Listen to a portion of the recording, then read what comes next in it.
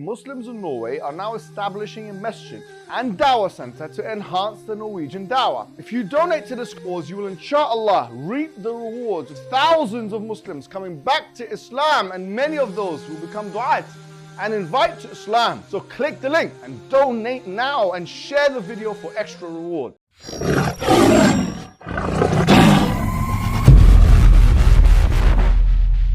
Assalamu alaikum wa rahmatullahi wa barakatuh, and welcome to another episode of the MH podcast, the most irregular podcast on the internet today. And I'm joined with none other than the infamous, the legendary Firas Zahabi, or Zahabi, as you would say it properly in the Arabic language. This man, just for those who don't know, just a quick introduction, probably one of the most notorious and celebrated MMA coaches in the world today. Has coached John St. Pierre, who's noted as seen as the pound for pound best fighter in the world, Rory McDonald and other fighters as well. He's the head coach at TriStar Gym, a gym which is seen as one of the best gyms for MMA, for mixed martial arts in the entire world, at least in the top 5 or top 10 at least, been ranked like that, and also a philosopher in his own right, and someone who's has contributed quite strongly, I think, in the public discourse on the YouTube scene in the last 2 to 3 years. For us, Zahabi, how are you doing? Jazakallah, thank you for having me. Well, it's a pleasure to actually be able to see you in the flesh.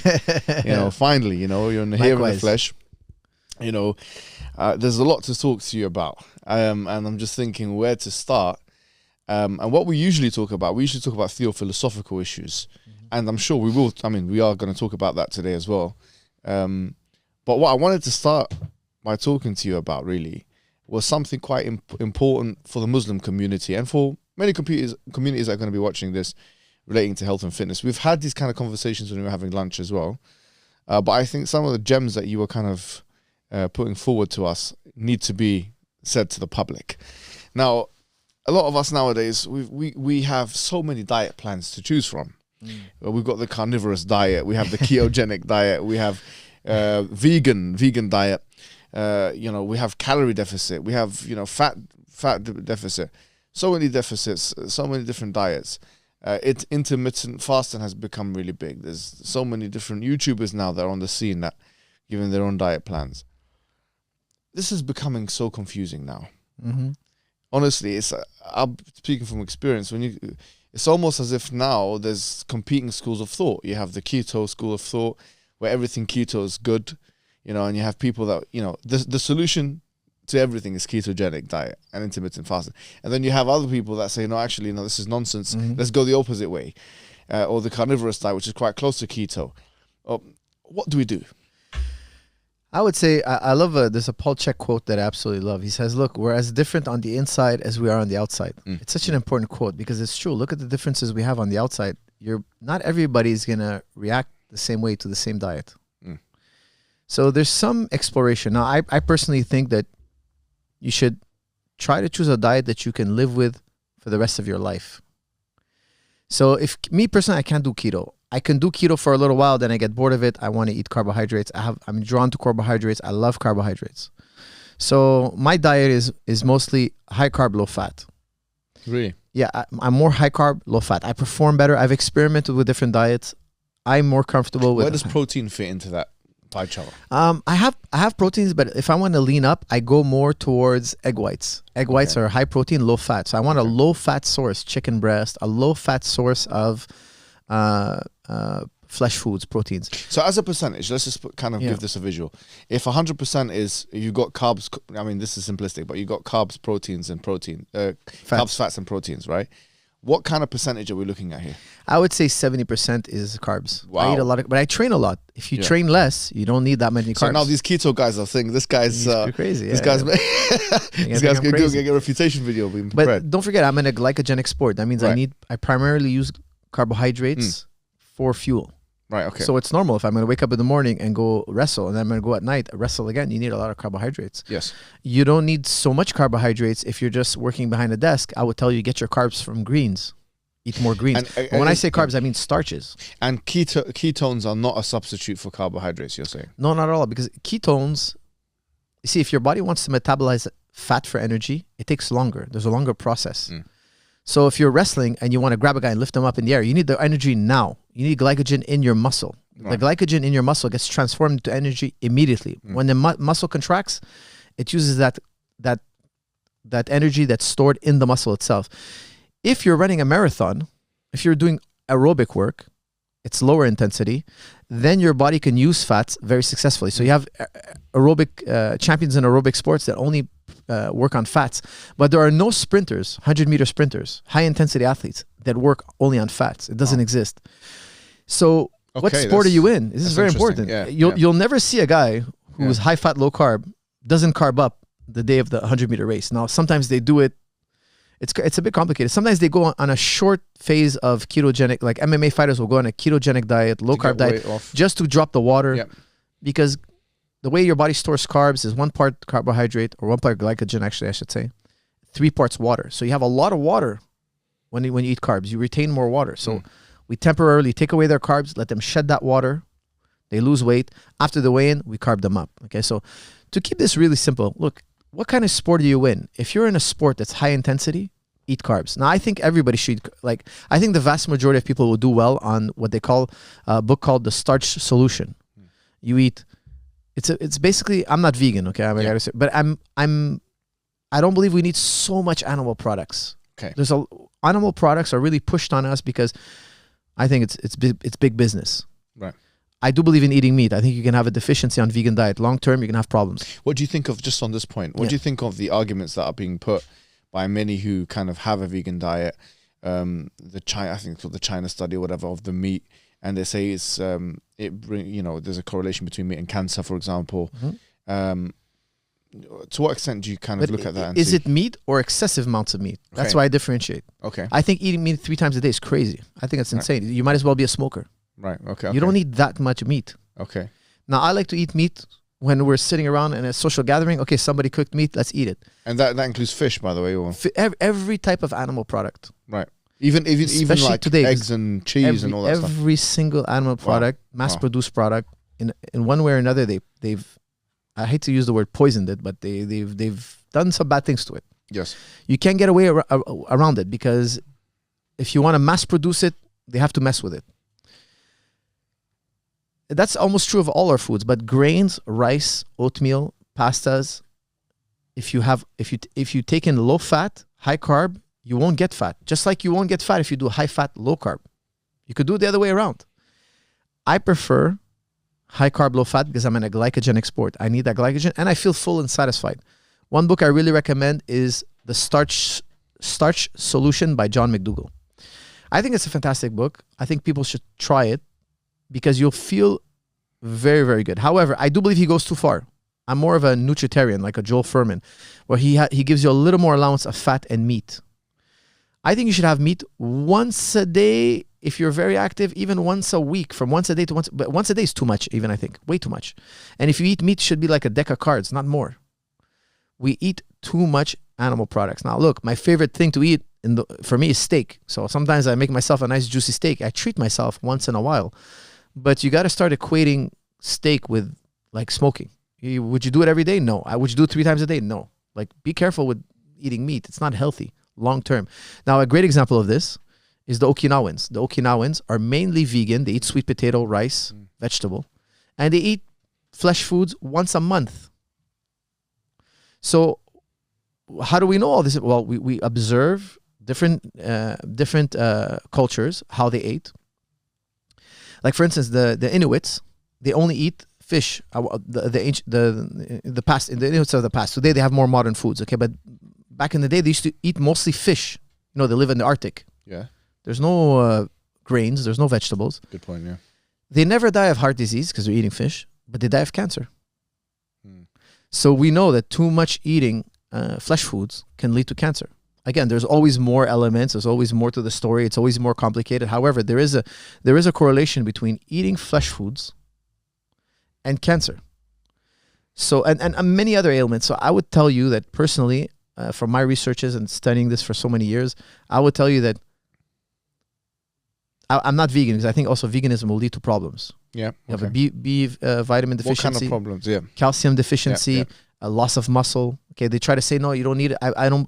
I believe you lose muscle. I would love to debate somebody who says it different, because you can get your proteins on a plant diet, but it's hard. It's difficult. Most people won't do it right. It's complicated. That's my point. It's complicated.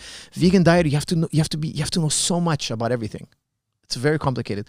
So I don't recommend it, but I recommend, because you see, when the animal eats certain nutrients and you eat that animal, you get those nutrients. Make it simple. Just eat a serving of meat 2 to 3 times a week. And again, it can vary. Some people will do better on 1 portion of meat a week. Some people will do better on 1 portion of meat per month. You have to experiment. So me, when I feel my best is when I have meat, let's say 3 times a week. And I'm talking about small portions of meat.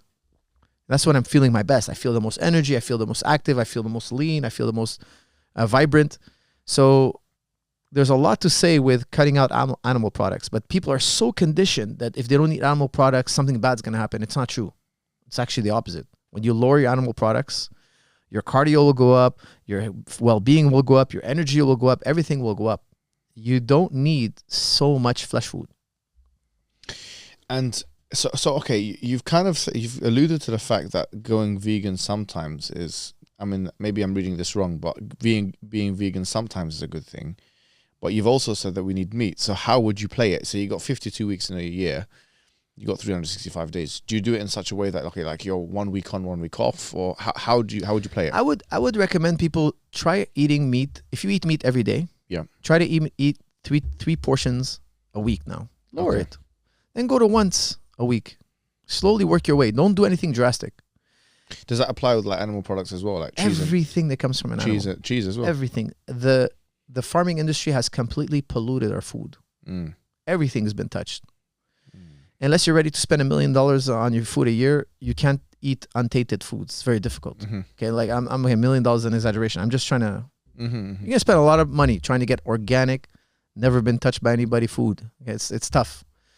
I really recommend people experiment with lowering the amount of flesh foods they eat. We've been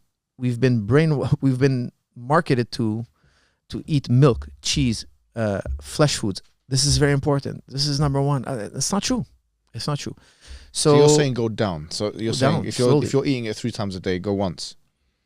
Oh yeah, if you're eating meat 3 times a day, you're killing yourself. Like I don't see how you can function. Like I couldn't picture myself eating meat 3 times a day. I used to. What's your diet like then?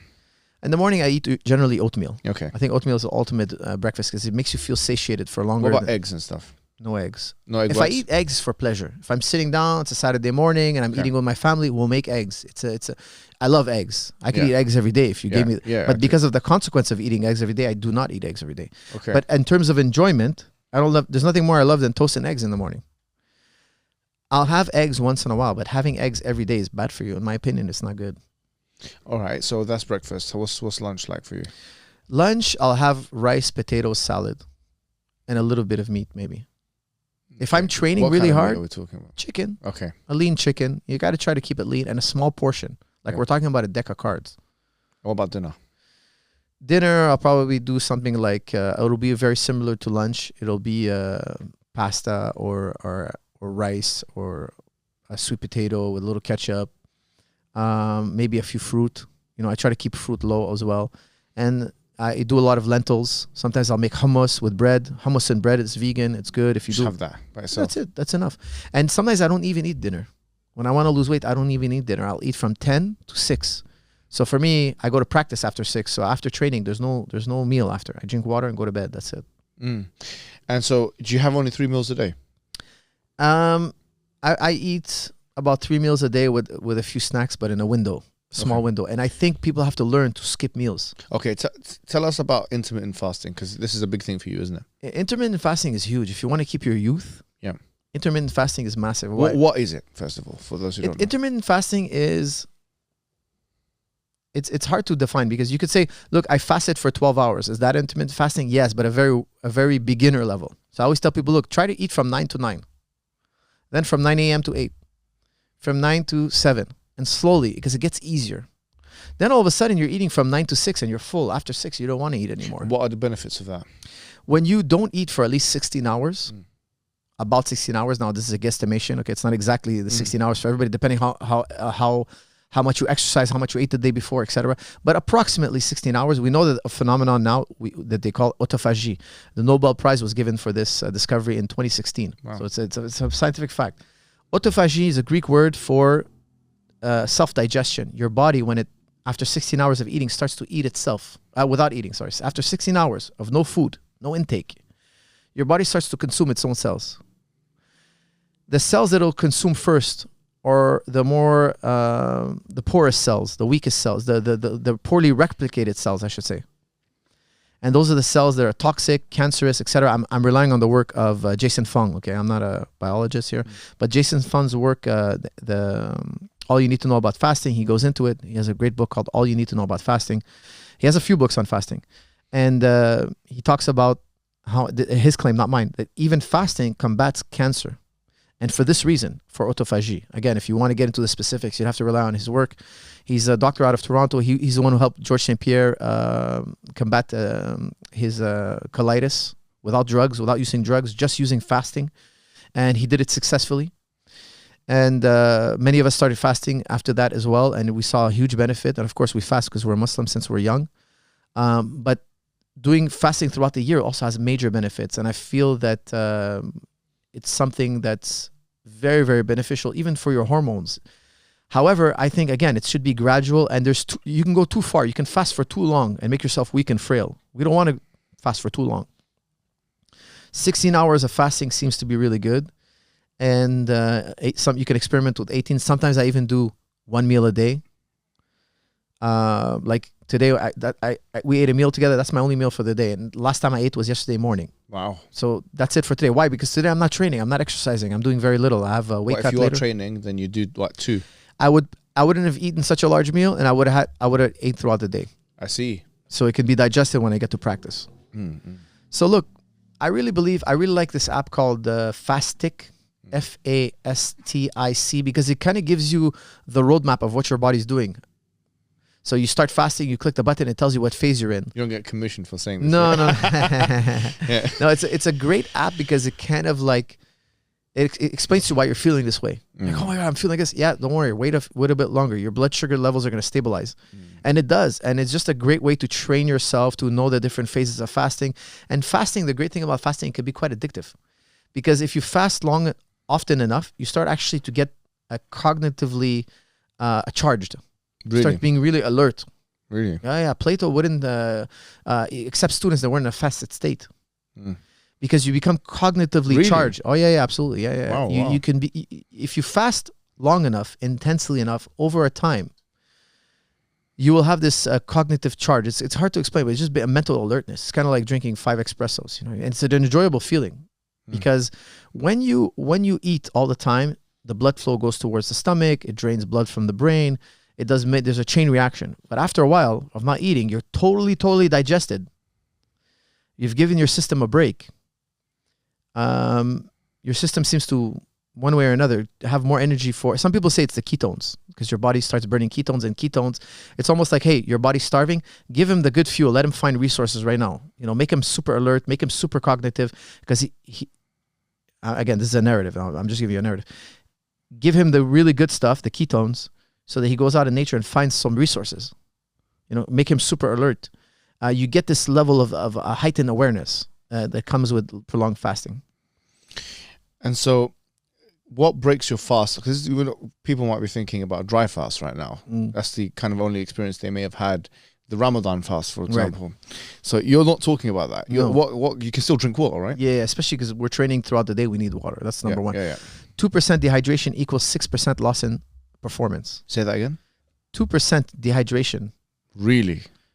Equates to 6% loss in performance. Wow. Now, this study was done on soldiers running through gauntlets. They have to run, shoot, etc. They have to run, and they can only ethically dehydrate them 2%, not more. So all we have is 2% studies on 2% dehydration. Imagine. Well, 5%. There may be a law of diminishing returns, right? Could be. Yeah. But ethically, they say they can only go 2%. So what happens? They got 6%, and they say even the top of the top soldiers had a diminished ability by 6%. Yeah. So it doesn't matter how tough you are. So you need hydration. Hydration is more important even than food. You said you can also have black coffee, right? Black coffee, tea, and water. Milk, right? What's that? No Without the milk. yeah. Milk will spike your insulin, so you have an insulin response, which you don't want during your fast. Okay. Now, this is in relation to diet. I think you've kind of covered a lot of bases there, and that maybe many people will be changing their lives for the better, and that's what we're really hoping for. Because last time we had this conversation, you gave a very, very succinct piece of advice, and I actually went viral. I'm not sure if you know. No. It got like 400, 500,000 Really? views or something like that. Just how to lose weight, and people really, really enjoyed it, and that's why I think I started with that this time. I want to talk a bit about, before we get to self-defense, obviously, which is your area of specialism, to training more generally for people that may not necessarily be into self-defense, or may have kind of weakened because of the years, the wear and tear of whatever. They want to get into a gym program, just a normal gym program. What would you recommend for a beginner? I think the number one workout for just general fitness is bag workout, a punching bag workout. Really? It's the ultimate. I'll tell you why. Number one, you're learning a skill. You're learning how to throw a good punch. Yeah. If you get up every day and you hit the bag for a few minutes before you go to work, compare that to somebody who's running on a treadmill. The guy hitting the bag is going to have less injury. The guy running is going to have more injury. Yep. The guy hitting the bag is going to have less inflammation. The guy running is going to have more inflammation. The guy hitting the bag is going to have higher testosterone. The guy running is going to have lower testosterone. Like you beat him every which way. Wow. Plus, if we ever get into an altercation, he's going to run. I'm not. You know what I mean? Like you could throw a good punch. You could defend yourself. You're also cultivating a skill. So what I tell people is, the thing is, like, when you run, you can get overuse injuries, especially if your technique is poor. And most people's running technique is poor. Unknowingly, their mechanics have been changed because they're wearing shoes. If you look at barefoot runners versus people who learn to run in shoes, their mechanics are different. The best mechanics are those who learn how to run barefoot, third world countries. They're the best, like the Kenyans, etc. So because we have poor running mechanics, if you run for a prolonged period of time, your knee starts hurting you, your hip starts hurting you. I have one of my students, he's an orthopedic surgeon, and I asked him, which sport has the most injuries? He said, runners. Runners. It's incredible. Like, they injure themselves by prolonged running over years. So when you work the heavy bag... But you need to do it with instruction. Like, for example, you're saying that you learn a new skill, but if the person's just doing it on their own volition with their own devices... Right. Yeah, they coaching is they necessary. could be kind of reinforcing bad habits, right? Yeah, true. But what's so good about our day and age is that you can easily get a digital coach. Go on YouTube. There's 1,001 tutorials, how to jab, how to throw right cross. Do you think it's good that? Because if someone is, if someone does that, say, and the person's not overseeing what they're doing and then correcting them, then is there still the issue of reinforcement of bad technique? I think over years, look, if you're looking to be a world-class boxer, then yeah, you need a coach. Yeah. But if you're just a layman, you know, if you're just a regular Joe learning, just getting in shape, I think it's more than enough. A digital tutorial is plenty. But what I see a lot of is a lot of people that go into personal training, get personal trainers, and they do like pad work and stuff. And the personal trainer is not a trained martial artist, so he'll teach the client a technique which is not the correct one. Yeah, Could that be more harmful than good? I think there are levels of instructors. Some can do more harm than good, but the vast majority, boxing is a known art. Like if you go around the world, they have boxing. Yeah. And there are different levels of boxing instruction, but it's fairly good. Yes. So I would say, you know, find yourself a reputable instructor online. Are you saying boxing or are you saying kickboxing on the back? Both. Okay. I would start with boxing, graduate to kickboxing, go to Muay Thai. Yeah. Because the thing is with punching a bag, you don't even have to hit the bag hard. Let's say your shoulders are sore. You can even shadow box, zero impact, very good cardio. Yep. And I like to mix bag work with calisthenics. Right. So I like to do 1 minute hitting the bag, 1 minute swinging a kettlebell. So I put on MMA gloves so I can swing the kettlebell. 1 minute hitting the bag, 1 minute hitting kettlebell. I do that for maybe 6 minutes, take a break, repeat it one more time. And then like even kettlebell might be a little bit for some. Okay, do push-ups and squats. 1 minute exercise, 1 minute hitting the bag. 1 minute exercise, it's a phenomenal workout. What about when you're, sorry to cut you off. No, please. But you know when you said shadow boxing, right? When you're doing that, before you start the round, are you thinking, this is what I want to establish in my shadow boxing round? I want to establish a jab in the right hand. I want to establish, like, or are you just doing it haphazardly? Sometimes I'll watch a fight and I'll see a guy do a nice sequence, and that's what I'm excited to work on tomorrow. Okay. You know what I mean? I'm just gonna maybe work my jab today. Okay, now my uppercuts. There's so much to work on. There's so much to cultivate. That's the fun part. You get in your workout, and then after a while you want to spar. Sparring is the funnest. Why? Because 3 rounds of sparring is incredibly demanding on the body. And the time passes like this. Like I could run forever. The reason why I stop running is I'm bored. running is easy for me. Like if you're talking about jogging doesn't do anything to me. Like it'll make me sweat, yes, but it won't fatigue me because it's so much more, the intensity is so much lower than what I'm used to doing. However, I will get bored running. Unless I'm listening to a good podcast or something, I'll get bored running. It's So boring. It is boring. I find it very boring, can't and it's not handle good for your body for a prolonged period. Especially for heavier people, right? Yeah, exactly. I like to run in a short burst. Like I like to do 100-meter sprints. Okay, it's done. I did it in 20 minutes. It was painful, but short. That I enjoy. However, boxing, I have fun. When I box at night, it's fun. You know, we're playing a game, and the time passes so fast. That's the key to fitness. Do something that the time passes. We should actually say that you've got some tutorials, don't you? What's the name of your website? JujitClub.com. Yeah. And how is that spelled? Because people might not know. Juliet, uniform, Juliet, India, then club, CLUB.com. I've actually, as you know, I've consumed much of your content. All the, the striking tutorials. You have some tutorials of your children. Yes, headlock escape.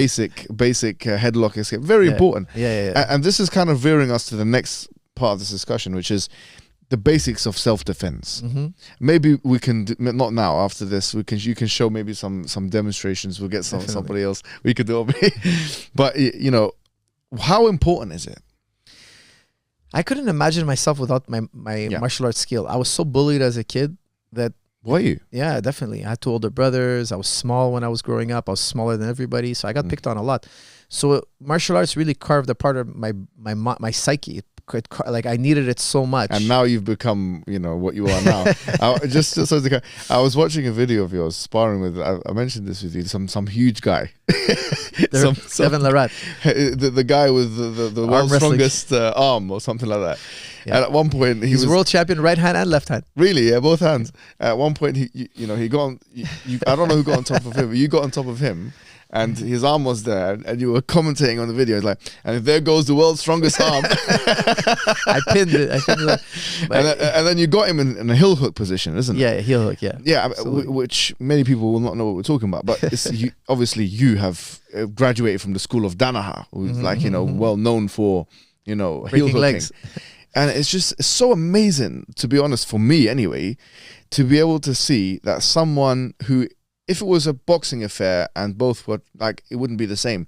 But because you're able to get the weakest part, to use Danaher's language, right? The weakest part of the opponent's body and the strongest part of your own, you're able to get someone who could be almost double your size in terms of weight. I don't know how much you had, at least 100 pounds on you or something like that, into a position of subordination.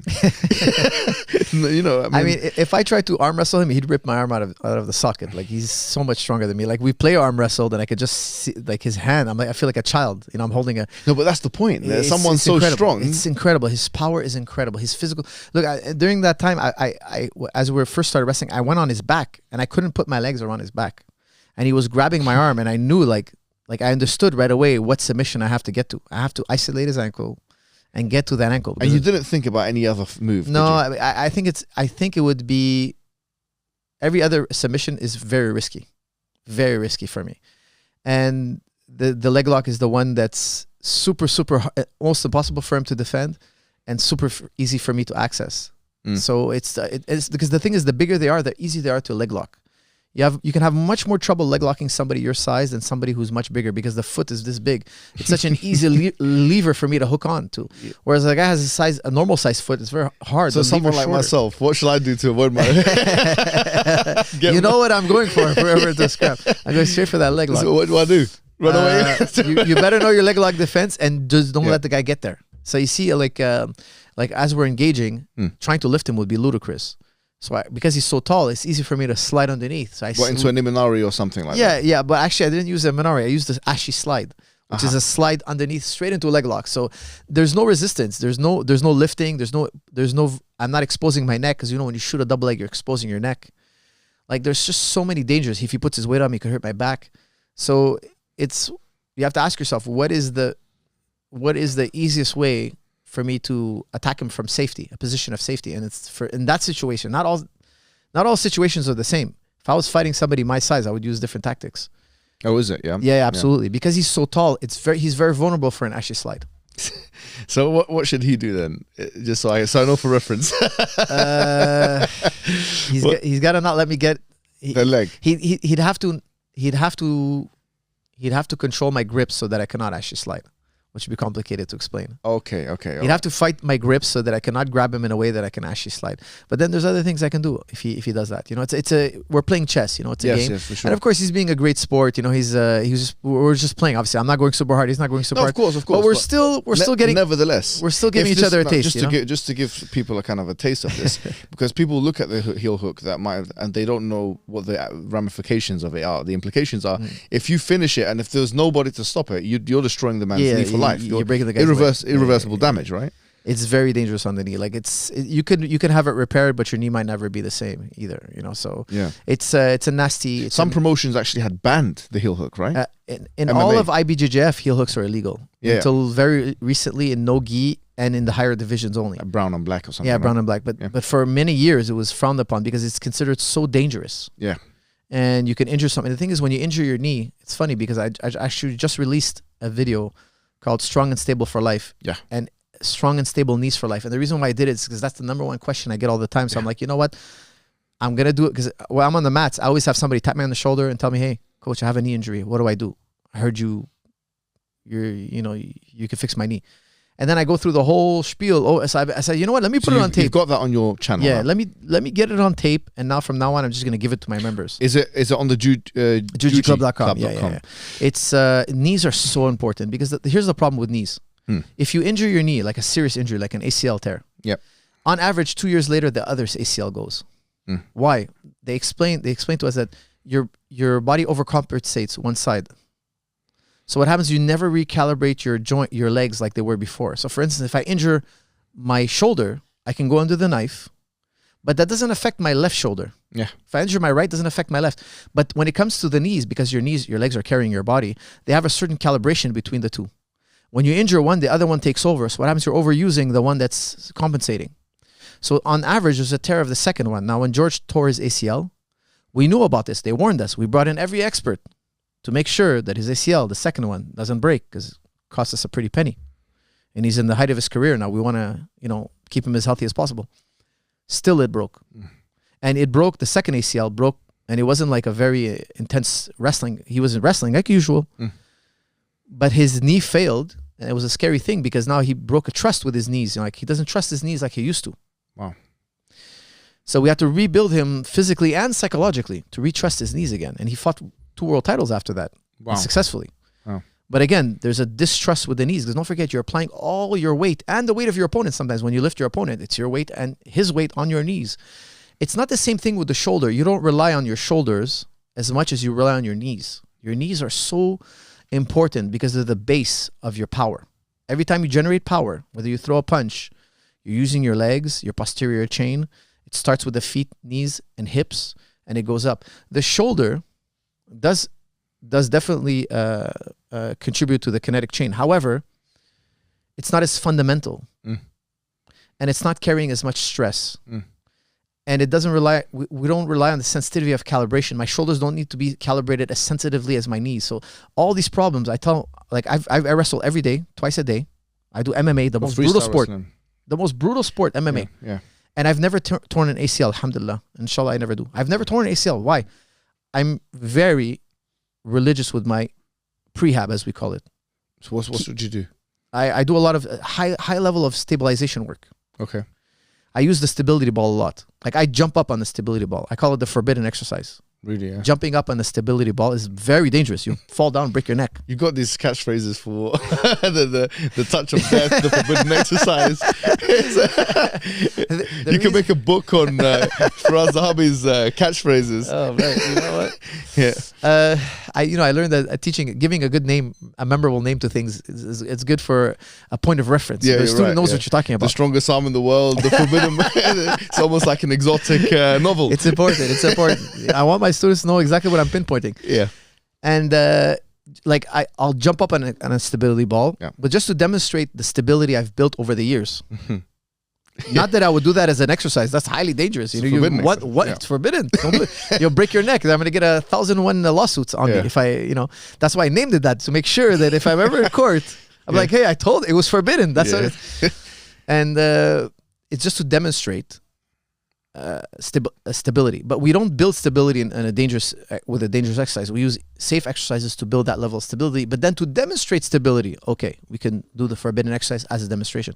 But stability training is huge. Number one is alignment. Number two is making sure you don't have tight muscles, because tight muscles pull you out of alignment. And number three, in my opinion, is stability. That's the one thing I think that's missing from other programs. I'm a big believer in cultivating far more stability than you need in your sport. So the stability needed in MMA is far greater than any other sport. I can play basketball, tennis, soccer all day long. I'll never hurt myself. Why? Because that's a far less amount of stability I need than in wrestling, when the guy's actively trying to throw you on the ground and the guy's actively trying to break my leg. It's not I broke my leg kicking a ball. No, the guy's trying to grab my leg and twist my knee off. I need a tremendous amount of know-how and stability and athleticism to keep my knee from breaking. So it's a far more dangerous sport. I just had one of my fighters, Kevin Lee. He fought in Khabib's FC. Right. Is he with you now? Yeah. I've been training him now for a few years. And the first kick in the first fight, the first round, broke his ACL. One kick. He fought the rest of the fight on one leg, basically wobbling around. He won the fight. Alhamdulillah, did amazing. But that's how I show you how dangerous of a sport we have. We're kicking each other in the knees, trying to break each other's legs. You understand? Yeah. So don't tell me after you play tennis and you hurt your knee. That's a very low level. That's as an MMA trainer, I can help you protect your knees as a tennis player very easily. Really? Absolutely, because tennis is it's a controlled could environment. You say the same thing about gymnastics, though? Something like Gymnastics is more dangerous. Yeah. Because gymnasts, when they jump, they've measured the landing force is sometimes up to 21 times their body weight. Yeah. Gymnastics can be very dangerous.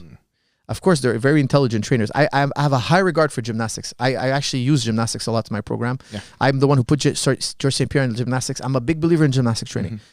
They figured it out. They figured out the body, how to make it flexible. You decided, because you see the famous videos of him. Yeah, I put him onto gymnastics. Really? Yeah, absolutely. Yeah, definitely. They've understood the body more than anybody else.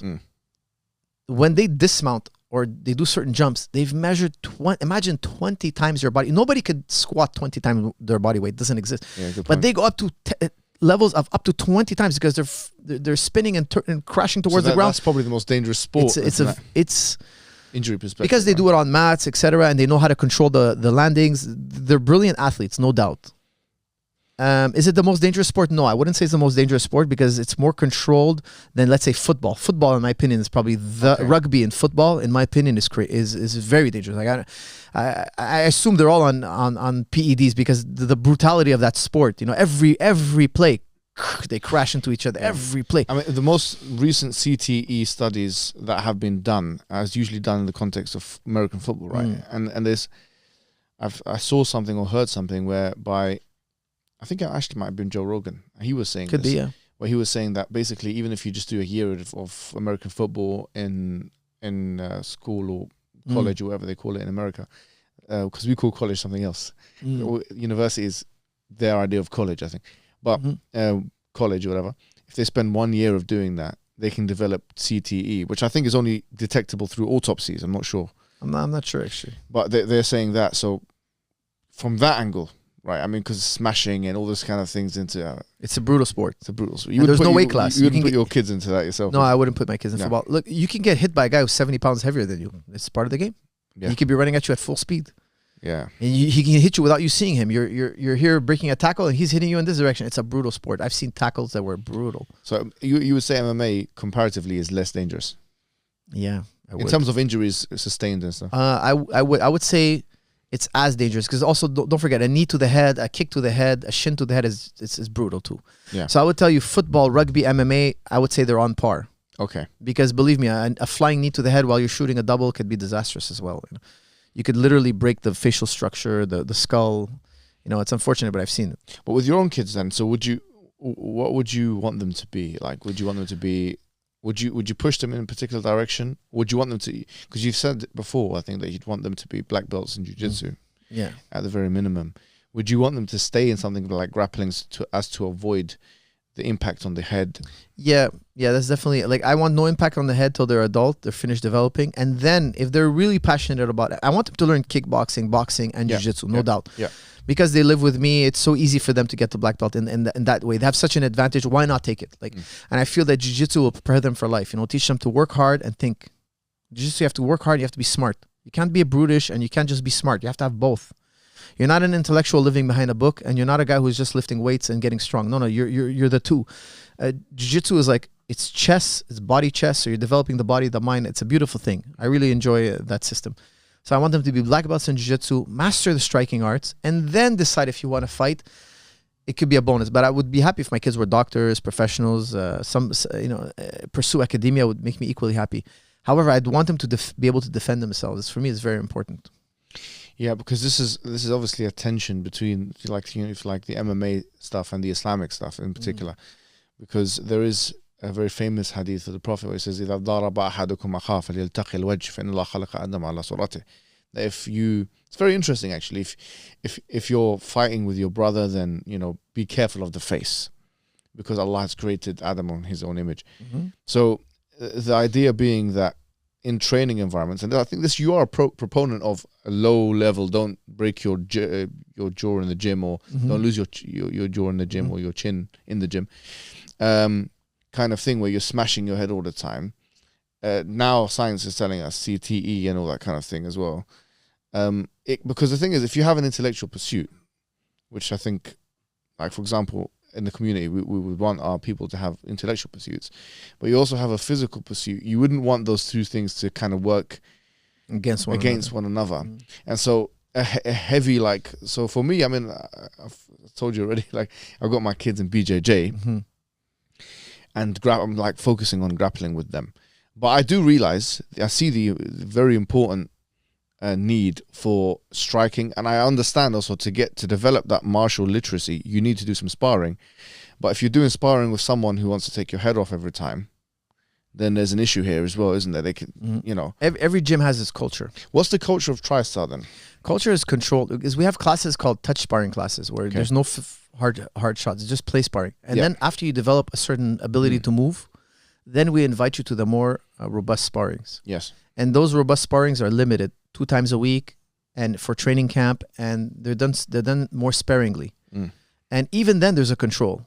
Even then, so you wouldn't allow like elbows and knees, for example. No, only the guys I trust the most who are gonna like simulate it. They're not gonna throw it for real. Okay. The reason why, you want to build the body.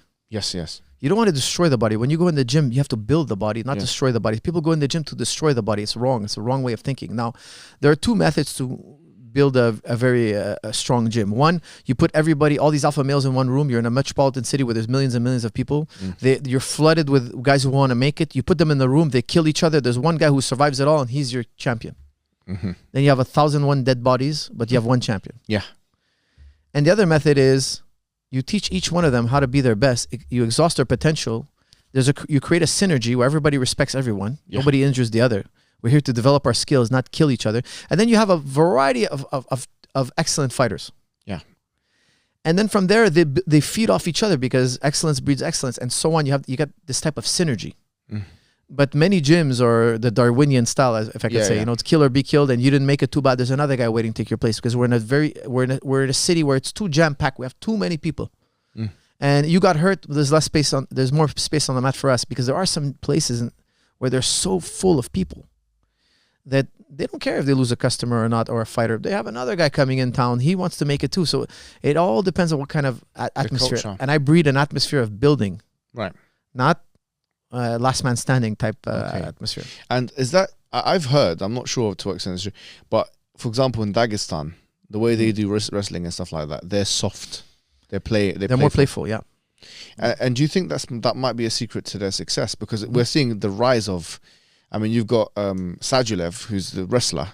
Like he's I'm not sure, seen as pound for pound best freestyle wrestler in the world right now. And then you've got like all these kind of fighters, Khabib being notable, but Ankalaev doing really well now in the light heavyweight division, and other fighters as well. They seem to have a real kind of pedigree, and at the heart of it is grappling. So is that because they've developed team spirit? that they're all working with each other, or is it because of the playful kind of training? What is it really? What do you think is? I think they have a learn the sequences. They have a higher regard for technique, and so if you do something and you do it using force, it's considered your wrestling is ugly. It's not aesthetically pleasing. Why? Because if you master the technique and then you unleash your force, you'd be even better. So they breed a culture of, wow, you got the technique right. Where in America, if you do something athletic, it's, wow, look how you bypass the system. Yeah. Whereas them, no, do it right. There's a wrong way and a right way, and then demonstrate your athleticism. So it's really the tradition of teaching and training, because not that the Americans are not technical. They are, definitely. They just also have a great enjoyment to watch something athletic, just something that's freaky. You know, the guy can jump so much, or he can pull so much, or what. They breed more a culture of, do you do it right? Do you understand why we do it this way? And if the answer is yes, it's good. If the answer is bad, explain it to him again, you know, because they have this. And that's why, look, the European wrestling, there's a lot to say. They have a lot more gold medals than in the West, okay?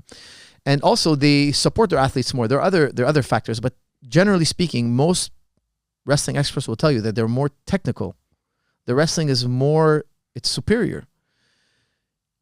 Does it have to do with state funding? I would say yes, but also the culture of learning. Like, for instance, if you look in Scandinavian countries, they do really well in school, even though they do less hours and less homework, and they start at a later age. Why is that? Well, in America, if you say something like, not everywhere in America, but like, let's just put it this way. They have a high regard for education. Education is seen as a good thing. It's seen, it is too in America, but maybe more so in Scandinavian countries. Saying something, like, for instance, I remember watching Dr. Phil, and there was this girl, she was 16 years old, and she was like getting angry at the crowd, and she's like, catch me outside, how about that? Catch me outside, let's go fight outside, she's saying. And when she said that, I didn't understand what she was saying, but she became a star. Now in Scandinavia, it would be frowned upon because she's doing something, a behavior that's probably ignorant, you know. Like, it seemed like, but in America, they'll marvel at, they'll laugh about it because it's cool, it's funny. And she later became a millionaire. She signed a $16 million contract, or millions of dollars to do like a music video where she's just lip singing. And it's like crazy that they made her such a star. Why? Because she went on Dr. Phil and she behaved in a certain way. Now, in certain other cultures, that would be rejected. That would be frowned upon. That would be embarrassing. They probably wouldn't even show it on the air. However, in certain cultures, hey, it's considered cool and fun and funny and marvelous and whatnot. So, no, like, but culture makes a huge difference. You're absolutely right. Like, you know, especially in India and China, like, why do they excel so much over and above Western countries? And for example, subjects like mathematics, probably the same kind of reasoning. The education and the teacher gets to maintain his integrity, whereas in the West, the teacher is almost like a dispensable asset. Like, you know, you can just replace him. If you don't like him, you can vote him out or something, you know.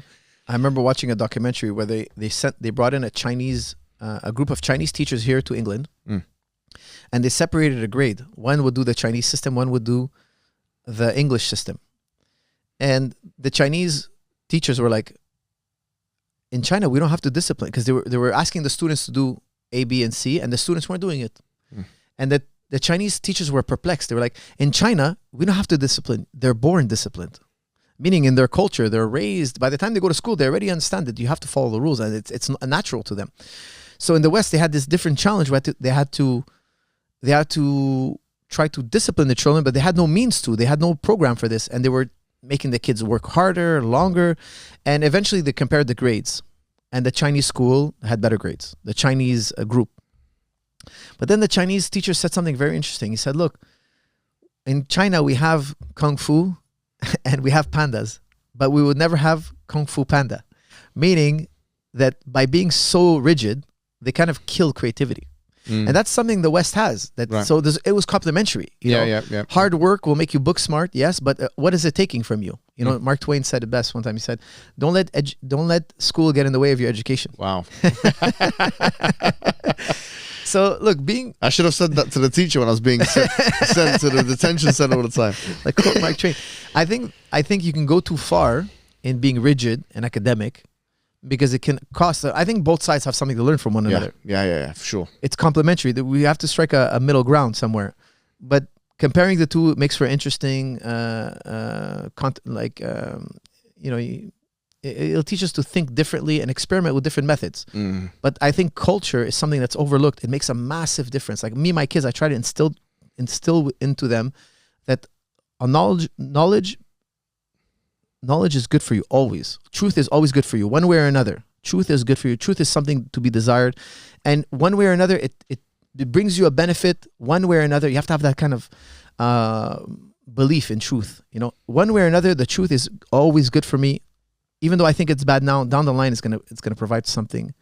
Truth is a very special phenomenon. Do you know, when I have these conversations with you, especially when we have private conversations, one thing that always comes up is family. And even those who kind of follow you on social media would have seen the video that very famous viral video that you done was like a day in the life of Firas Zahabi. Very beautiful video, fantastic. And one thing that really sticks out is your relationship with your children. Like you do, as many people that would watch your content would know, you do like jiu-jitsu with them, you do martial arts with them, but you do a lot of conversation with them. And this is something now I think which is being lost in translation in our communities, like where fathers are actually taking, you know, a responsible role with their children. What do you have to say about the extent to which we should, as men, for example, be responsible over our children, and what kind of fruit does this have in one's life? Look, I would say after God, what's the next important thing in your life? It should be family. It's the greatest good. Nobody ever had a successful family and said, hey, I would have traded my family for a Lamborghini or a mansion or a music career or a career in politics. All that is secondary. If you failed your family, if you're a millionaire movie star and your family's broken, I don't consider you successful. I don't consider you successful. I think you failed. So be careful with your family. Your family is paramount, super important. I really I always tell my friends, you should have something in common with your kids. Maybe not everything, but something that we share together. So me and my kids is sports. Sports, okay. Sports, but more things. We play video games together. Oh, is it? Yeah. Oh yeah, we like to. What kind of video games? We used to play a lot of Fortnite. Oh, is it? Yeah. I'm a noob. Some of these guys, they go crazy on Fortnite. Yeah, absolutely. On different level, addictions and all this kind of things. Yeah, absolutely. Yeah. But you control it, right? You control the time. We prank each other. Really, we like making fun of each other. Yeah. My sons call me boy. We call it because I'm superior to him, so I call him boy. He's just a boy. He's just my son.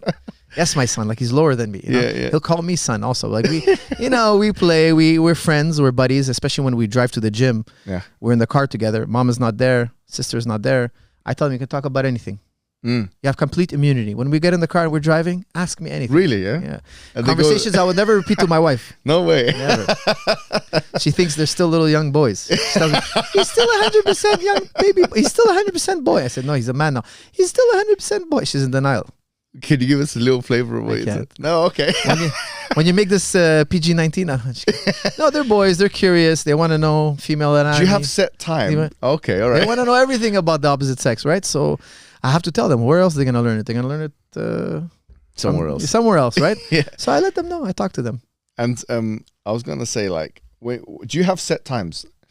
Like in the sense that, okay, obviously with martial arts, you're going to probably go to school or whatever, right? And they come out and you probably go, training with them, kids classes, I'm guessing, or maybe home classes. But do you have set timing for, okay, I'm going to sit down and talk to you guys about the stories, or do you have anything like that? Generally, we talk on the way to the gym because it's a 1 hour commute, half an hour there, half an hour back. We talk about everything: religion, women, history, science, politics, money, Bitcoin, everything. They want to know everything. Everything. My sons are Bitcoiners too. They want to know everything. I try to teach them everything. Why? Because if you don't talk with your kids, I want to know their thought process. How old are they, by the way? Just so 13. My oldest son is 13. My second son is Ayman, right? No, Noah. And Noah's the older, and Ayman's the second one, right? Ayman, the troublemaker. He's 10. No, sorry, he's 11 now. He's 11. Yeah. 13, 11, and my baby girl, Alisa, 7 years old. Beautiful, mashallah. She's the gem of the family, alhamdulillah. Akbar, She's my favorite. I call her the favorite. I saw you in the video. I saw the glow in your eye when you saw with the baby door is something she else. She could do no wrong. Flavor. But there's a fear in that, because my youngest daughter as well, to be honest with you, I'm actually in a similar camp. I worry that she's going to be spoiled. To put it mildly, you know, because she can always like get her way through kind of cry Of or course. smile or make a face or something. She knows how to play the system. Absolutely. Do you see that being the case? as well? I mean, there is a time where I do discipline her because I feel that if I spoil her, I'm doing her a disservice. To be honest with you, there is a time I draw a hard line, but I do spoil her. Yeah. Every time I travel, I bring her back gifts. I shower her with love. I take care of my daughter. My daughter is number one. Yeah. But there is a time where I have to draw the line. I have to discipline her. I think it's just because it's for her own good. Yeah. And or else she'll become Spoiled, right? Spoiled, and it's very important that she's not, because then one day she'll have difficulty functioning in society. Yeah, of course. It's not always about her. Yeah, She's got to know that we have this playful time where I make it all about you, but then we get serious and look, everybody waits their turn, everybody gets their fair share, and you have to get with the program. The idea is that in the future she's going to marry a guy who takes care of her, like her father takes care of her. She has a map in her mind. She knows how it feels to be treated well. And that's how it should feel if she's going to marry somebody. I make my sons take care of her because one day when I die, they're going to take care of her. It's a reflex. If she needs something, I send her brother. What kind of things would you say to your sons? Absolutely. If I hear my baby girl crying and my sons don't get up to check on her, it's going to be a problem. On that level. Oh, yeah. If she's in pain or she needs help or there's no toilet paper, they got to get up and go get it for her. Like they better get up right now and do it. Why? Because I want to cultivate in them a sense that she's the most important person in our lives and you have to take care of her. Why? She's the youngest. Okay, she's youngest. She's the baby girl. Look, my sons, they take her to the bus stop and they bring her back home. But if she wasn't the youngest, there would be more, you would say there'd be more give and take. Yeah, because I always tell my sons when they get fed up taking care of her, I say, who used to take care of you? Yeah. You used to torture me the same way. You used to cry and nag for this and that. I took care of you. Yeah. I want them to know how to take care of someone else. Yeah. Don't be selfish. Don't be, it's all about me. So I think it's really important, to unite them, to make them feel good about one another. And I always tell my daughter, be grateful. Look, he took care of you. He waited for you. He took you here. He took you there. He watched you. She wants to go to the park. Well, she has to go with her brother. Okay, he's going to take you. He doesn't want to go to the park, but he's going to go spend an hour with you. My daughter likes to wrestle, believe it or not. Really? So she's like, Papa, I want to fight. I say, hey, man, do a 5-minute round with her. How old is she again? 7. Oh, okay. She loves to fight. Yeah. Do a 5-minute round with her. 2 5-minute rounds. Okay, 2 Does it 5. go easy, right? Yeah, of course. They let her be, but she loves to wrestle. She loves to. She's a tomboy. Okay. She's a tomboy. She likes to throw down. You and punch. You guys have got like mats everywhere in the house. The whole house is mat. My house is a dojo. So they wrestle, they have fun, and I tell her she wants to do 3 rounds. I say, no, khalas, it's enough. You did 2, he gave you his time, now do something 2 else. 3-minute rounds or 3 No, 5-minute rounds. We'll do 5-minute rounds. Do you ever do fully fledged sparring? Or? No. The kids, no. Just grappling.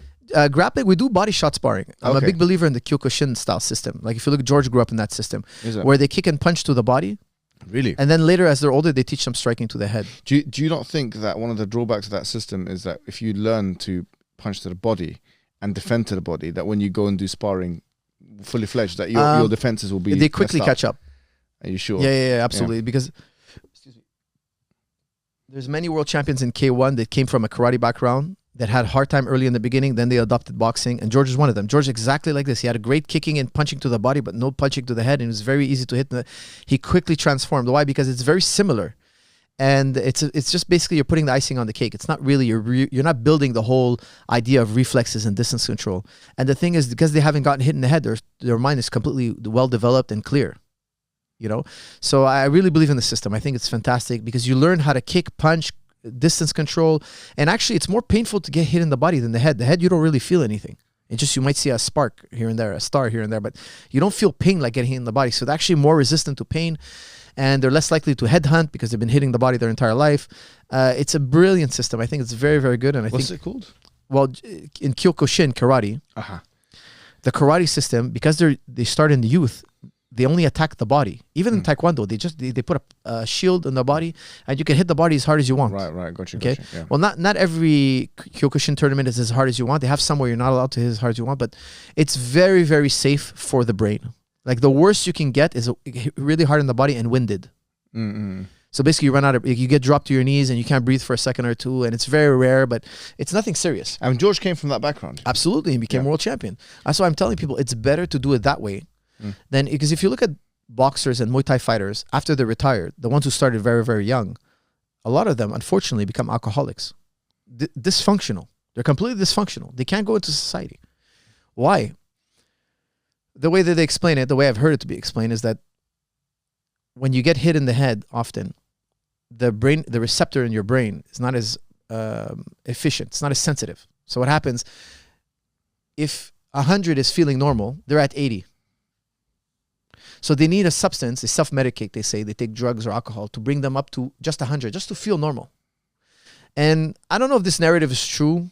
You know, I've heard experts say this, but I can't say that I have no study explains this for a fact, but I've definitely noticed a trend that ex-boxers are not functional after. Yeah, I've seen. Yeah, I've been in Thailand. Believe me, I've been in the thick of it. Okay, I can tell you. In Thailand, they retire like 32 or something, right? Younger, 25, 26. Yeah, because it's just too much on the body. Is it because they used to be on the stage and now they have a regular job and that's what's depressing them? I don't know. I can't tell you that either narrative is true. I don't know for a fact. Oh, I thought it was because their bodies had enough. I think it has a lot to do with blows to the head. Is it? Yeah. Yeah. Mm-hmm. I think excessive blows to the head. And don't forget they do with elbows, kicks to the head. It's brutal. Yeah. That's why I'm very sensitive to that issue. Your brain is developing. Because the thing is, in Thailand, they make them fight with elbows and knees as kids. Like we're talking about 7-year-old, 8-year-old, 6 years old. And they make them cut weight. Who knows what that does to your organs and brain? I don't know what it does. There's no study that tells you. There's no study following kids cutting weight. So I think it's too much. I'd rather my kids have a development, their body's fully developed, and then I'll add them to these. Do you know in MMA, there are two kind of, if you want to call them that, schools of thought. Someone who's come from a specialist background, and then they learn the other 2 or 3 sports, whatever they're going to learn all together, and someone who's trying to be a generalist. In terms of effectiveness and general efficacy, what do you think are where has success been more seen? People that have, for example, freestyle wrestling backgrounds, and then they come and they learn like a bit of striking and jiu-jitsu, or someone who's trying to do all 3 at the same time? I would recommend doing wrestling and jiu-jitsu first. Wrestling and jiu-jitsu shouldn't be separated. And do that because you're going to build an athleticism. The wrestlers have a better athleticism. Then let's go into striking. And we'll quickly what catch ages up. are we talking about here? I would say, look, after your brain finishes developing, I would teach my kids how to hit the bag earlier on. Like my kids, they don't do a lot of striking. They do a lot of wrestling and jiu-jitsu. And then I make them hit the bag, let's say once a week, once every 2 weeks, just so they can develop that coordination when they're young. Because we've seen world champions pick up kickboxing at the age of 14 and become world champion by the time they're 25. What happened? He learned in such a short period. Well, it doesn't take that long. It's not that it takes forever to learn. However, jiu-jitsu is complicated. Yeah.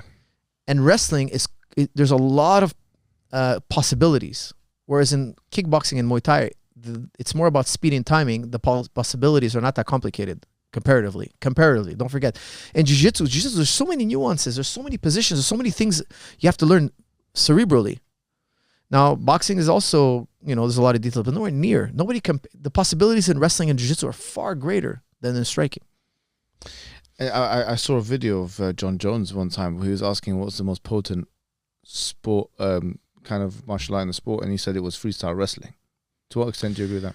If you have a time limit, I would say, yeah, it makes sense. If there's no time limit, it's jiu-jitsu. Right, yeah. Because, look, jiu-jitsu was developed in the time of Vale Tudo. Vale Tudo means anything goes. Me and you would fight, but there's no time limit. The winner gets the videotape. That's how it was.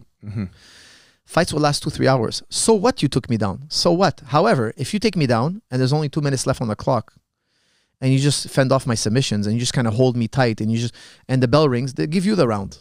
You repeat the process 2 more times and you win. However, that's just 15 minutes. That's not a long time for 2 guys to find out who's a better fighter. Now, let's say we made it unlimited rounds and the wrestler gets subbed in 7th round. You'd be like, oh, the grappler is better. Yeah, but you didn't get to the 7th round in competition night. You only saw the first 3.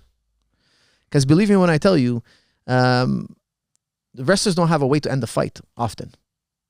So I've seen many fights where there was no time limit and the wrestler gets subbed or knocked out or hurt because he just had no way to end the fight. He can get the guy down, but he can't do anything about it. It takes years to refine how to pass their guard, mount them, take their back, etc. So because we've made it more of a sport, it's more time sensitive, I would say yes, makes sense. And on this point, what do you think with the whole Khamzat, Chimaev and Burns, if it becomes a grappling affair, then on this analysis it should favor Burns because then he could... Yeah, but because of the time limit, I don't think there's much he can do. Like he'd have to... Look, the better the guy is, the more sequences I need to trap him.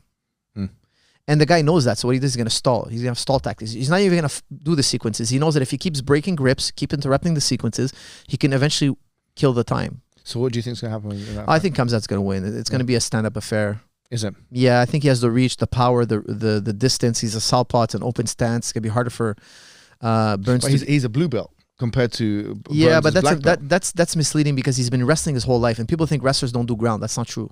Mm. See, the fatal flaw in jiu-jitsu is that they do just ground. A lot of them, Mhm. like in my academy, we do standing and we do ground.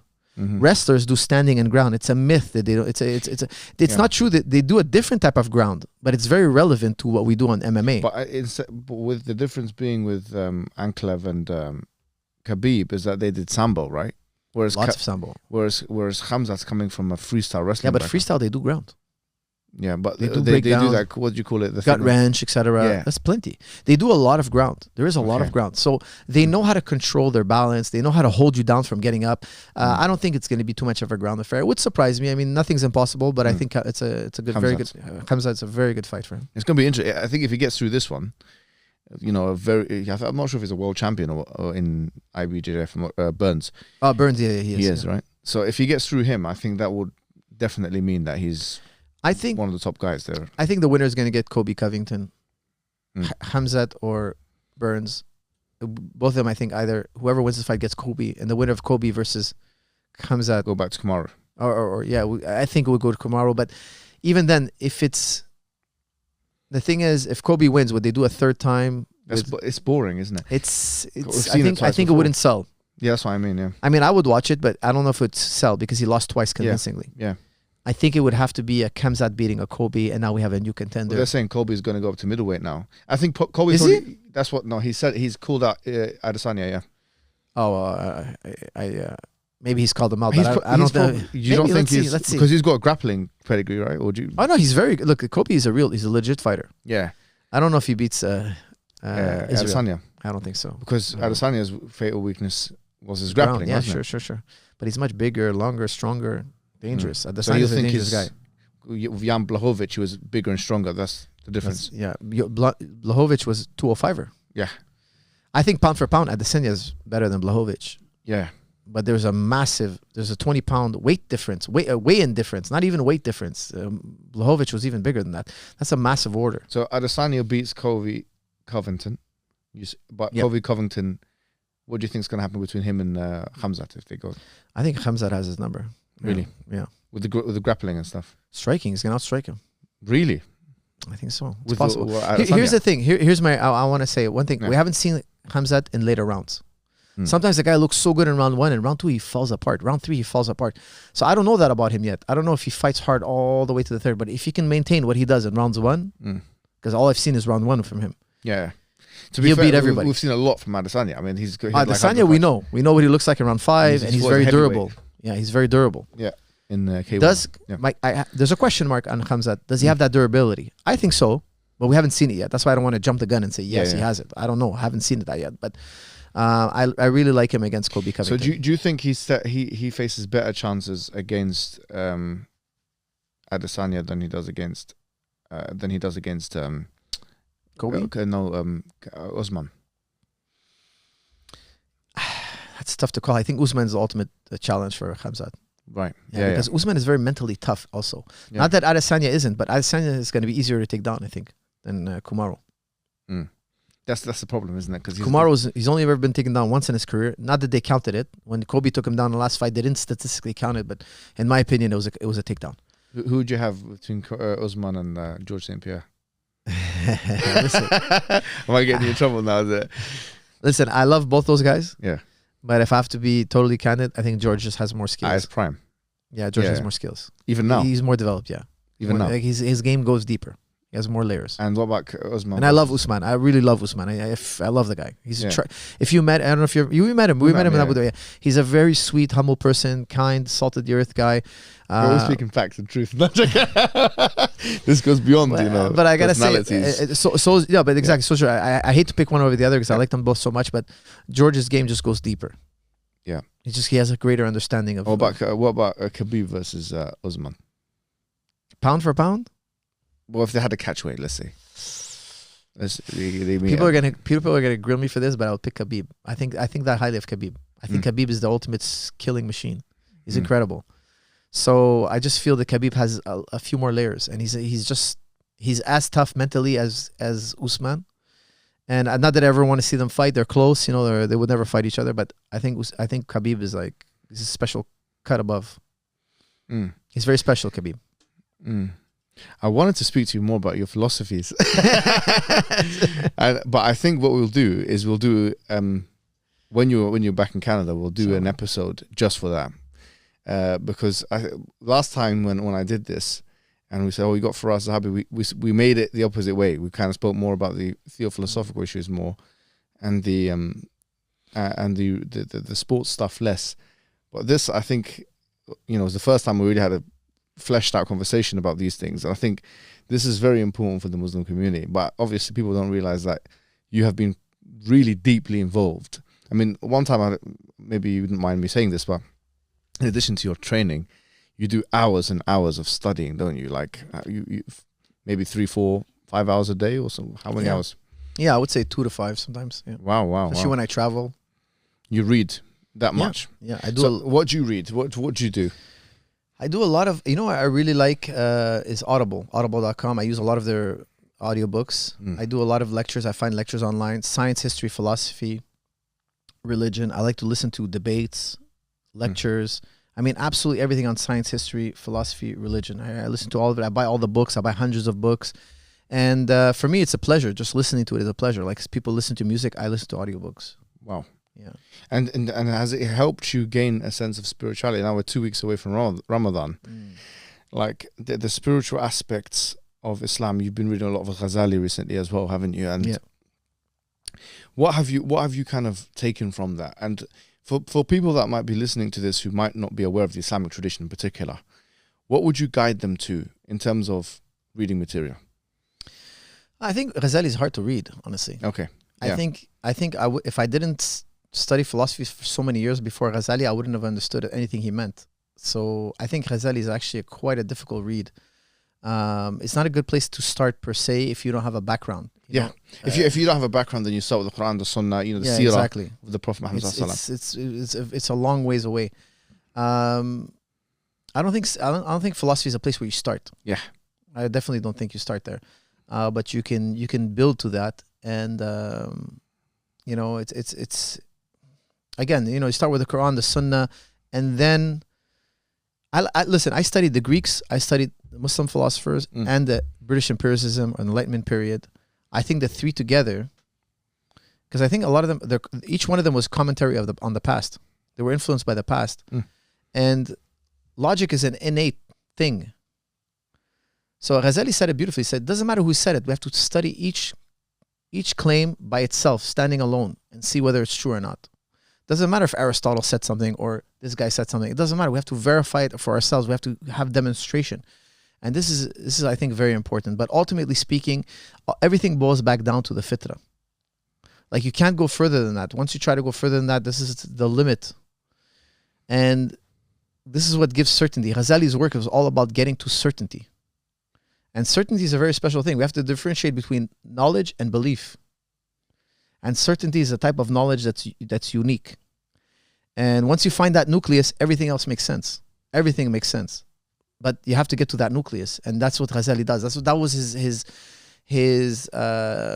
crisis, as he describes it. He went through a crisis because he wanted to know what's the bedrock of it all. And it's quite a profound thing. And for you, reading the Qur'an and reflecting over it and things like that, what are some of the main things you have taken away from that reading? I think the Quran, it touches on every type of logic. And it ultimately tells you, look, you were born with this special thing called a fitrah, this innate belief, this tawheed within you. And you have to revert back to that natural religion. And the Quran is reminding you and telling you about it. And like we were talking about earlier, there are levels of truth. There are levels. When we talk about what is truth, that's a very complicated thing. You could put 10 experts in epistemology in one room and they won't agree on the definition of truth. So how are you making claims to truth when we don't even have the definition of it? I think Islam ultimately is asking you to discover the ultimate truth. Now, God himself, in my opinion, the way I understand it, is actually the only thing that is 100% objectively true. Do you know there's actually a beautiful hadith on this? There's a poem, a pre-Islamic poet called Labid, and he was one of the people that actually, because before Islam, there were poems that were hung up on the Kaaba called the Mu'allaqat. One of the main people that wrote a poem was a person called Labid, but he was also at the time of the Prophet as well, and he had a very interesting line of poetry, which was "Ma siwallahu batilun," whatever is other than Allah is in vain, or is not true, or is not fully true. And the Prophet actually commented on this line of poetry, and he said that this is the truest thing a poet has ever said. Alhamdulillah. Which is kind of in line with what you're saying, isn't it? It's something we all know, but I think that's why I say I don't believe in atheism. Bring me an atheist. I'm going to find you a deity he believes in. Bring me an atheist. They Sam all Harris. believe in some. Bring you Sam He Harris. believes in a deity. Somewhere, somehow, I'm going to find a deity in his beliefs. I'm going to cross-examine Allah enough. And how are you defining a deity here? Something you project from your mind onto the world. And my definition will go further than this, but just to keep it simple, let's give, for instance, nature. Nature is the most famous deity in today's age. Nature. What brought this about? Nature. Nature is just a word is just a sound you made with your mouth. What does it mean, nature? You see, nature comes from your observation of particulars. If I asked you what is nature, you would say, well, you would have to point to examples. You would say, look at that flower. That's nature. Okay, if I destroy all the flowers, nature's gone? No. There's also the river, the water cycle, the trees, the bees, the ants, the cattle. Okay, what if I destroy all that? Oh no, there's still more things. What if I destroy every particular thing? What if we had a universe, an empty universe? Would you know nature now? You wouldn't know nature now. There's no collective. So how do you know nature? Well, you saw blades of grass. You felt the wind. And the word nature is just a collective to name all those particulars you experienced. I mean, this is exactly what I think Al-Ghazali believed in that. And certainly Nominalism. Nominalism. And Ibn Taymiyyah was, you could say, a conceptualist as well. Like in the sense that he didn't believe in al-kulliyat, or like the genuses or the universals existed in reality. He said you only know them through the particulars. We're projecting them from our minds. This is a name I give. Like, for instance, how many trees does it take to make a forest? Well, that's subjective. You might have a different number than me. It's a projection of our mind. What do you think it is? There's subjectivity is always mingled in what you call truth, except in one instance. So there's part concept, part observation. In the Quran it says, do they not consider the seed that they sow? Like, your nature is coming after your observation. So I observed particulars. Then I came up with the idea of nature. Without the particulars, that universal doesn't exist. The universal is dependent on particulars. Allah is telling you, look, I don't depend on particulars. I am the particular. This is the Quranic point of view. So one example I've come up with recently is to help make this even clearer is, remember the ship of Theseus? Yeah. Okay, so let's think about the ship of Theseus, okay? I'm gonna go through it again real quick because I know we've done it before. The ship of Theseus is a ship of 99 parts. It belongs to a man named Theseus. Every day he changes a part. After 99 days, his ship has been completely every piece has been changed. 99 days, 99 parts. Those old parts, we put them in a warehouse somewhere. He's sailing that ship. We all identify it as the ship of Theseus. Then one day I go in the warehouse, I put the old pieces back together. Now there are two ships on the ocean. We call them both the ship of Theseus. And if I ask you, which one is the ship of Theseus? Well, now it has a lot to do with your subjective sense of what identity is. There's no objective way to differentiate which one is the ship of Theseus. Now imagine these two ships are, I'm going to make the problem even worse. Imagine these two ships are going around on the ocean. And every day, each ship is still changing a new piece. And the old pieces I'm taking from both ships and I'm creating a third ship. And the ships are changing piece every day, and their particulars are being mingled, shuffled like a deck of cards. And I'm making thousands and thousands of ships. Now I ask you, which one is the ship of Theseus? You're like, hey, well, it all depends on how you see it. The ship of Theseus is an archetype. There's an archetype in your mind, and you use that archetype, this is what Plato called the forms, to identify what's out there.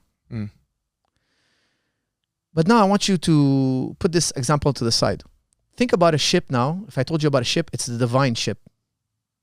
This ship is not it doesn't transition. It doesn't change. It always was, will always be, and there will never be another ship. You no longer need this archetype. There's no more form of ship.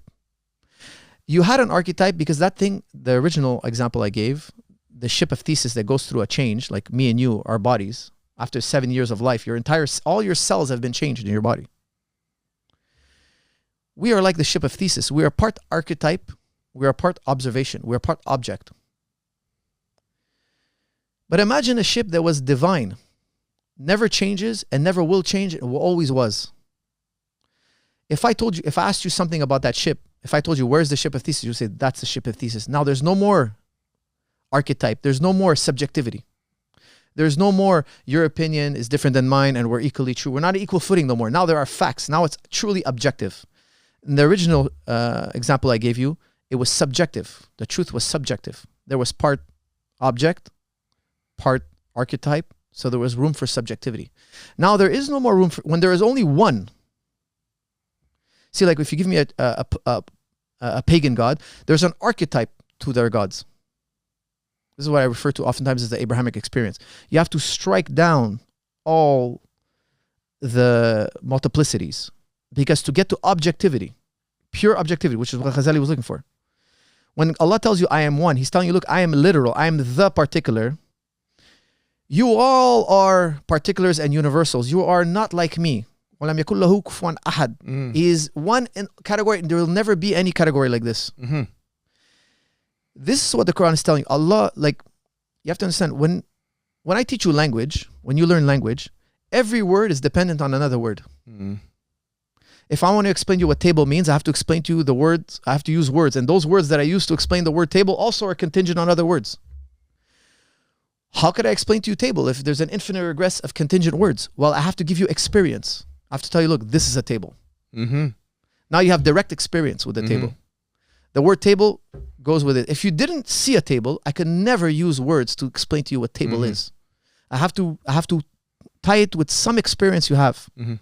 This is very important, because when I tell you about Allah, you don't tell me, what does that mean? I never heard of this. No, you know exactly, but I never pointed. I never pointed here, this is Allah. You know Allah. That's why I say there's no atheist. Because I've never spoke to a person who said, look, I don't even understand what you're talking about. Because you cannot truly make up something. All you could do is take things that exist and make a collage. So if people tell me, look, I believe in the God of war, I'm going to say, no, you took God and you took war and you mingled them together.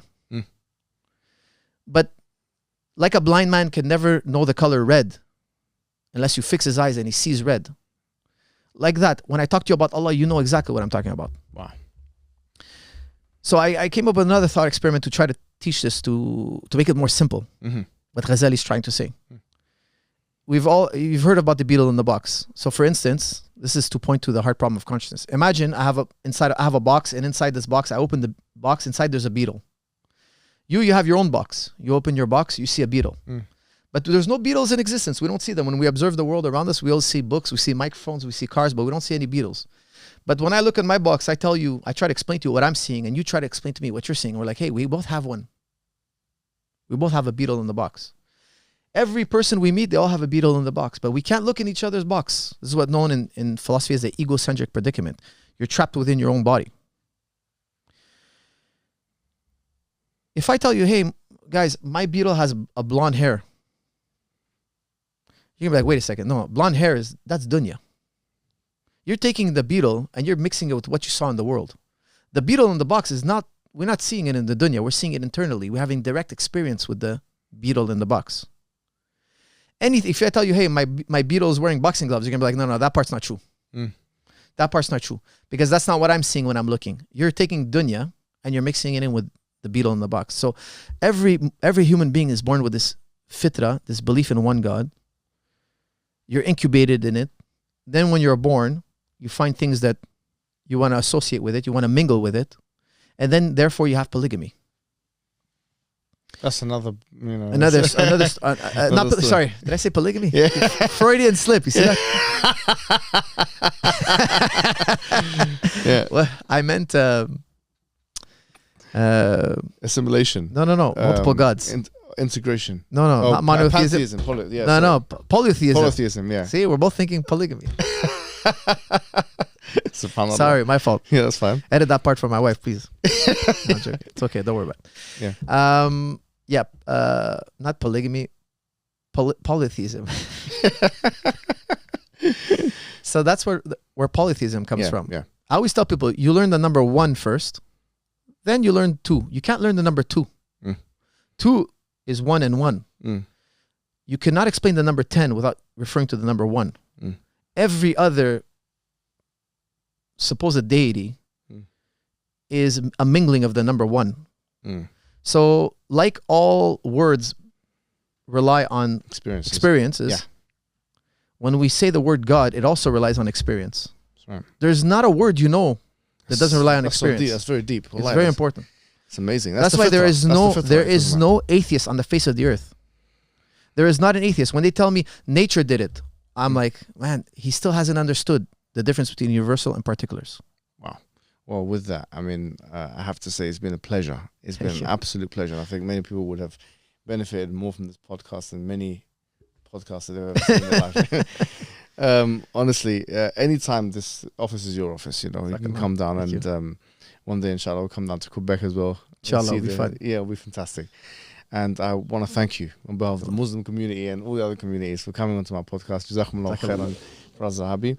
And that's another episode of the MH podcast, the most irregular podcast on the internet. Thank you for watching. Wa jazakumullah khairan. Wassalamu alaikum wa rahmatullahi wa barakatuh.